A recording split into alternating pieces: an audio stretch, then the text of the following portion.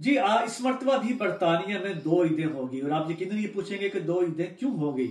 ये मसला चांद से शुरू होता है जो कि बरस बरस से बरतानिया के अंदर हमें इसका सामना करना पड़ रहा है। ईद उल फितर जो है वो हमेशा तकरीबन गुज़िश्ता कई बरसों से जो मैं देख रहा हूँ हमेशा ही 2 ईदें होती हैं।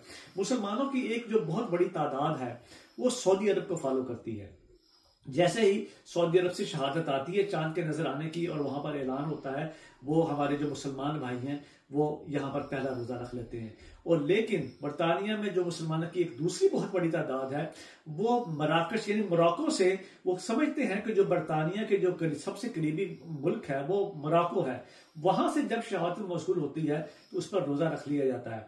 अब इस साल क्या हुआ है कि जो सऊदी अरब से 28 फरवरी को शहादत मौसूल हुई है और सऊदी अरब ने ऐलान किया कि जी हम रोजा रख रहे हैं, तो वो जो एक हमारा जो मुसलमानों की एक बहुत बड़ी तादाद है उन्होंने उसको फॉलो करते हुए 28 फरवरी को तरावी पढ़ी और 1 मार्च को उन्होंने पहला रोजा रख लिया।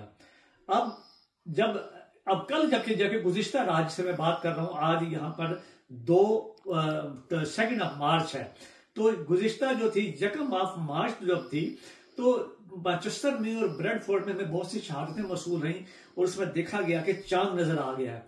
लेकिन चांद की जिसे हम कहा जाता है कि चांद का साइज और चांद की जो जिसामत है उसको देखने के बाद ये अंदाजा हुआ कि ये चांद थोड़ा सा कम है। इसका मतलब है कि चांद 1 रोज पहले निकल चुका हुआ है या 2 रोज पहले निकल चुका हुआ है। तो इसका मतलब ये था कि जो सऊदी अरब का था जो चांद था उसके मुताबिक बरतानिया में भी चांद नजर आया, लेकिन क्योंकि हमारी जो हम टेक्नोलॉजी से फायदा नहीं हम उठाते, हम जो शहादतें हुए उन पर यकीन करते हैं, हालांकि बहुत ज्यादा तरक्की हो चुकी हुई है, तो लेकिन क्योंकि बरतानिया के अंदर जो था वो जो दूसरा जो हमारे एक बहुत बड़ी तादाद है मुसलमानों की, उनको मराकश से भी इस किस्म की कोई इतला मौसूल नहीं हुई।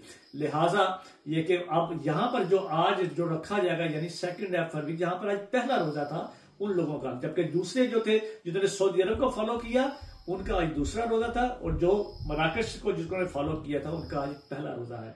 लेकिन गुज़िश्ता रात नजर आने वाले चांद से ये मालूम हुआ कि यहां पर चांद पहले नजर आ गया था। लिहाजा 2 ईदें होंगी। इन मसाइल पर बहुत सी गुफ्तगू हो चुकी है, बहुत सी बातें हो चुकी है, बहुत सी आर्टिकल लिखे जा चुके हैं। बिलखुसूस जो इंपॉर्टेंट मसला है वो है बच्चों का। हमारे बच्चे जब स्कूल में जाते हैं तो कुछ बच्चे कहते हैं कि जी हमारी ईद आज है और कुछ बच्चे कहते हैं हमारी ईद कल होगी, जिसकी वजह से जो हमारे जो स्कूल टीचर्स हैं, स्कूल की जो इंतजामिया है वो परेशान रहती है, वो भी कंफ्यूजन का शिकार है कि इस मसले पर हमारे मुसलमान भाई आज तक मुत्तफिक क्यों नहीं हो सके। मैं समझता हूं कि उलमा कराम को मिल बैठकर इस मसले का हल करना चाहिए।